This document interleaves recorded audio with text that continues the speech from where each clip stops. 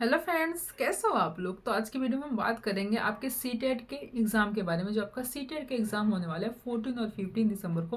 तो एक एक पॉइंट को हम क्लियर करेंगे कि आपका जो एग्ज़ाम होगा उसमें नॉर्मलाइजेशन लगेगा या नहीं लगेगा।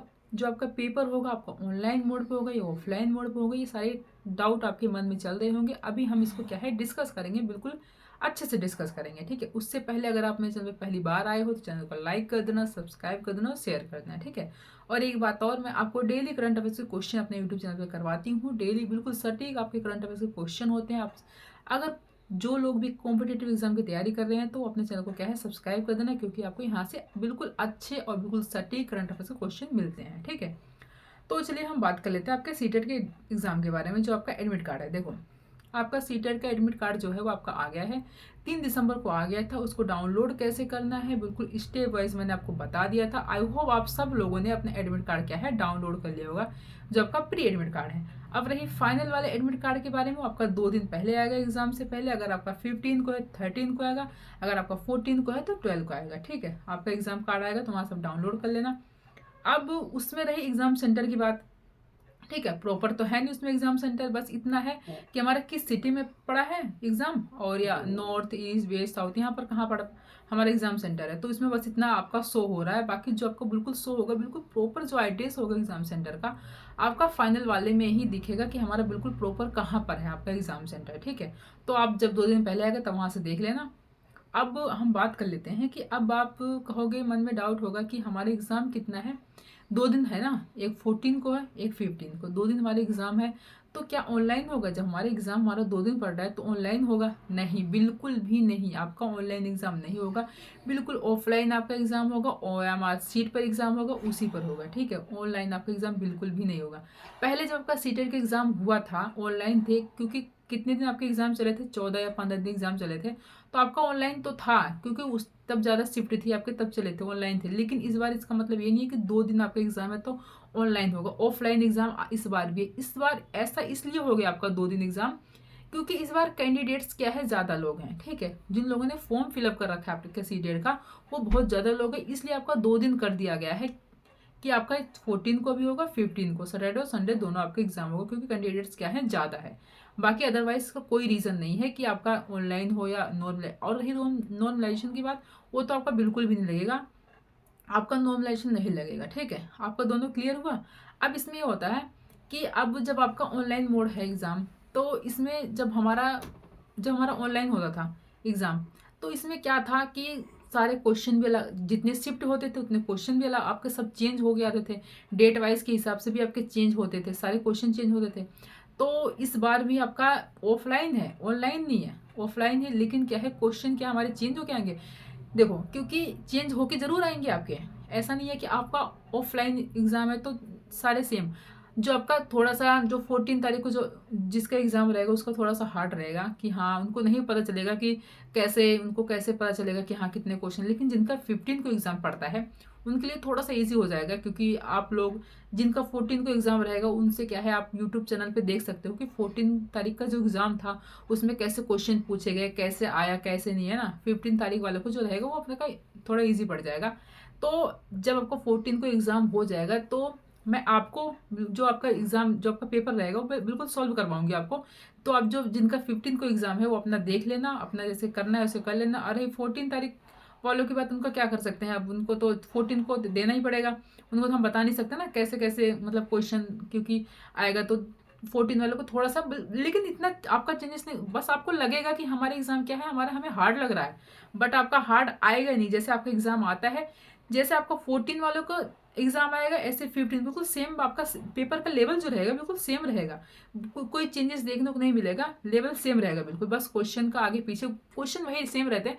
बस क्वेश्चन को जो वो होता है ना उसको घुमा के दे देते हैं, मतलब उनको तरीका कुछ अलग से दे देते हैं, बाकी सेम ही रहते हैं, कुछ चेंज हो जाए अलग है। बाकी ये है कि 15 वालों को इसलिए आपका इजी लगने लगता है क्योंकि वो 14 तारीख वाला जो एग्ज़ाम है ना उसको सोल्व कर लेते हैं, यूट्यूब चैनल पे जाके उसको सोल्व कर लेते हैं कि हाँ ये एग्ज़ाम आया था, ये वाले क्वेश्चन थे, ये वाले क्वेश्चन तो उसको सोल्व कर लेते हैं, इसलिए उनको ईजी लगता है। बाकी लेवल जो आपके होते हैं वो सेम होते हैं, आपके 15 और 14 का आपका लेवल बिल्कुल सेम रहेगा, तो आप ज़्यादा टेंशन मत लो। और 14 का जो एग्ज़ाम आपका होगा वो मैं क्या है फिर आपको सोल्व करवा दूंगी, 14 को ही शाम को करवा दूंगी, तो 15 वाले जिनका रहेगा आपने देख लेना, ठीक है। अब आपका क्या है फाइनल वाला जो है एडमिट कार्ड तो आपका 2 दिन पहले आएगा, मैंने आपको बता दिया। अब कितने दिन आपके पास बचे हैं? आज आपका 6 दिसंबर हो गया है, ठीक है। अब आपके पास बिल्कुल भी नहीं बचे हैं, 5-6 दिन ऐसे ही बचे हैं। आपका क्या है 14 या 15 को एग्ज़ाम है। तो मैंने आपको बताया था कि आपको अपनी प्रिपरेशन कैसे करनी है। मैंने आपकी एक वीडियो बनाई है कि 7 दिनों में अपना हम सीटेट के एग्ज़ाम कैसे क्लियर करें, कैसे हम क्या क्या स्टेप को फॉलो करें कि हमारा 7 दिन में क्या है सीटेट का एग्ज़ाम क्लियर हो जाए, ठीक है। तो उसकी वीडियो देख लेना आप, तो आपको बिल्कुल पता चल जाएगा कैसे कैसे आपको क्या करना है क्या नहीं करना है।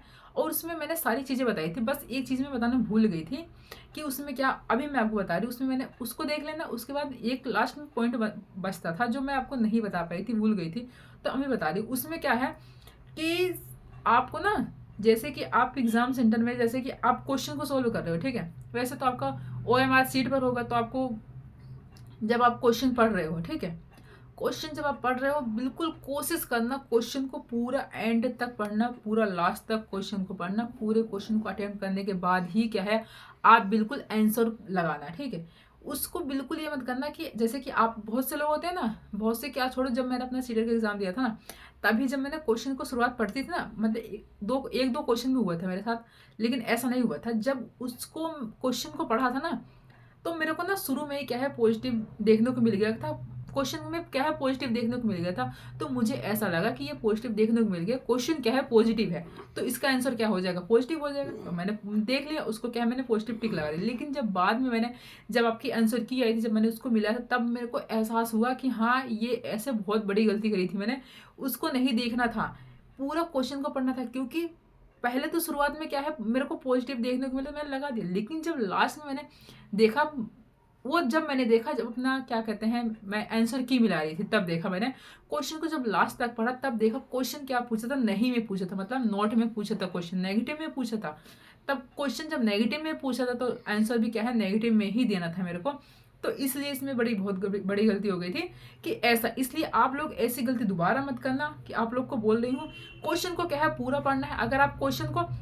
अगर आप शुरुआत में पढ़ रहे हो, शुरुआत में आपको पॉजिटिव क्वेश्चन देखने को मिल रहा है, तो इसका मतलब ये नहीं है कि लास्ट तक आपका पॉजिटिव है। क्या पता आपको क्वेश्चन को पूछ ले ऐसा नहीं है, ऐसा है तो ऐसा पूछ ले। अगर आपको शुरुआत में नेगेटिव देखने को मिल रहा है, तो ऐसा नहीं है शुरुआत में हमें नेगेटिव देखने को मिल गया, लास्ट तक क्या पूछ लिया हाँ है, तो क्वेश्चन को आपको क्या है पूरा पढ़ना है, फिर जाके अपना आंसर देना है। यही पॉइंट मैं आपको बताना भूल गई थी, जो मैंने आपको बता दिया। क्वेश्चन को पूरा पढ़ना है, फिर थोड़ा चाहे 4-5 सेकंड कुछ ज़्यादा ही लग जाएंगे तो क्या होगा, लेकिन आप क्वेश्चन को तो पूरा पढ़ोगे ना, पूरा पढ़ना है, पूरा अटेम्प्ट करना है, फिर क्या है क्वेश्चन को आपको लगाना है, ठीक है। और सीटेट के टैग वर्ड अब आप ना कर लेना, मैंने टैग वर्ड करवा दिए हैं, बाकी एक बार मैं और करवा दूंगी कि बिल्कुल प्रॉपर वाले जो आपके टैग वर्ड होते हैं वो आपको करवा दूंगी, आप इन लोग को कर लेना, ठीक है। बस यही आपको बताना था आप लोग को कि आपका जो एग्ज़ाम होगा आपका ऑनलाइन नहीं होगा, आपका ऑफलाइन ही होगा, और आपका नॉर्मलाइजेशन नहीं लगेगा, ऐसे ही होगा आपका एग्ज़ाम। और इस बार कैंडिडेट ज़्यादा थे इसलिए बहुत सारे फॉर्म भरे गए, इसलिए आपका 2 दिन एग्ज़ाम हो रहा, बाकी इसका कोई रीज़न बिल्कुल भी नहीं है, आप टेंशन मत लो, अपना अच्छे से एग्ज़ाम दो। और एग्ज़ाम के लिए आपको पहले से ही best of luck. Thank you.